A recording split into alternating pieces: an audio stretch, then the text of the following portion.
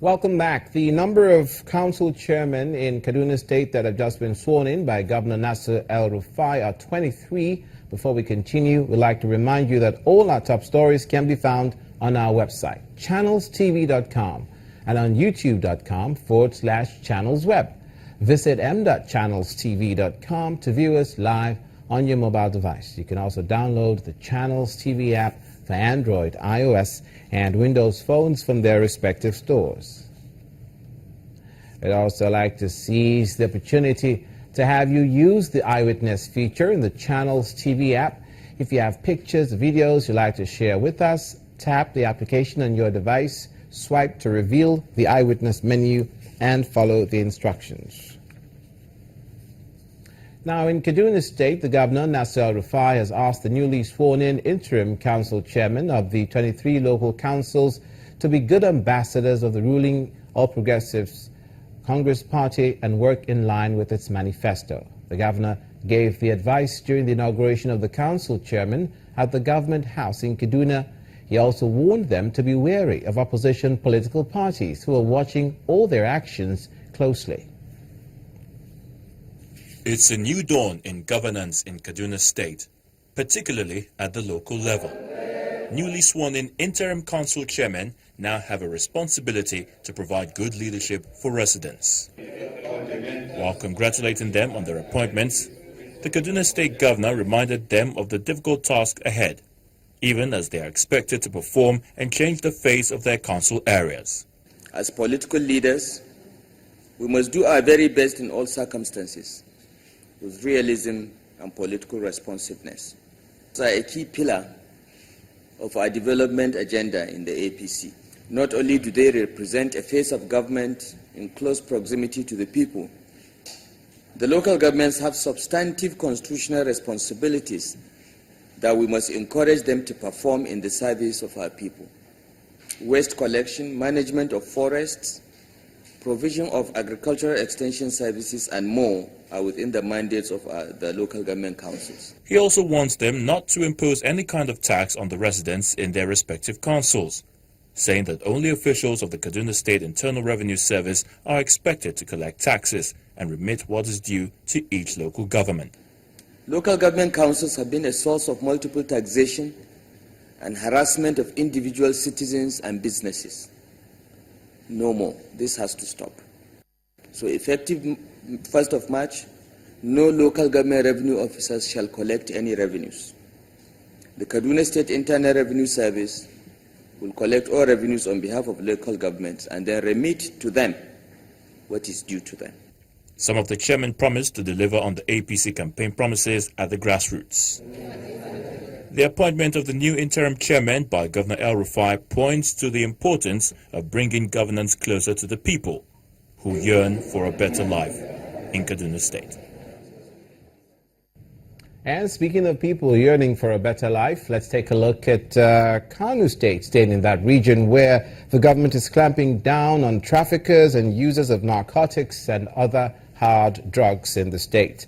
Governor Abdullahi Ganduje supervised the destruction of about 8,970 cartons of seized hard drugs, including cocaine and Indian hemp, by law enforcement agencies. He also directed the judiciary in the state to prosecute offenders.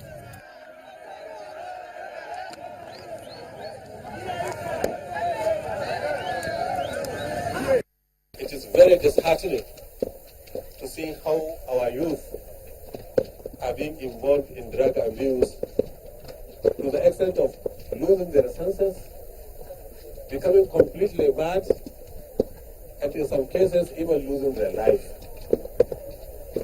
This action of today has shown the seriousness of the police command in Kano State, and also has shown the seriousness of Kano State government in trying to curb this menace. I'm happy to hear that whatever is being captured, all the people that have been arrested are going to be taken to the court. I had earlier discussed with the Chief Judge and the Grand Cadi so that they are conscious of this illicit trading of hard drugs. Therefore, they should make justice to take its place as far as the criminals are concerned. In the North Central, Tanko Almakura, the governor, has flagged off the construction of the Lafia neighborhood market to boost commercial activities and to give businessmen and women a conducive business environment. He also believes that on completion of this project, it will increase the internally generated revenue of Nasarawa State. Lafia has come of age, where every of its utilities must conform to modernity.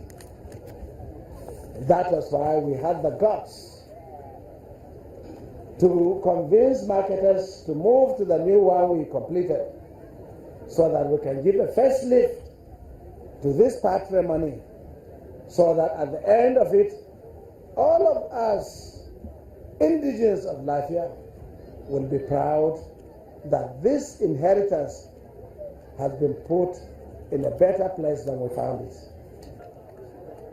That with the construction of this market, we have expanded the scope of commercial activities in Lafia, the state capital. The new market in Lafia East, the modern market in Kwandere Road, the tomato market in Millionaire's Quarters, and now the neighborhood market that typifies the Lafia ways in the Emir's Palace Road. Governor of Nasarawa State, Mr. Tanko Almakura. Now to the southwest, women are being encouraged to take part in politics. In Ekiti State, for instance, where a two-day program for community women was attended by the state governor, Ayodele Fayose. He also told participants to always organize themselves to achieve their political aspirations. Gender equality in Nigeria's political space is being championed, and women have a role to play in advancing their own cause for leadership positions. In a welcome address by the President's Women Arise for Change initiative, Dr. Joe Keodumaki, Nigerian women over the years have not fully involved themselves in the political space despite constitutional provisions that give them the rights to political participation in the country.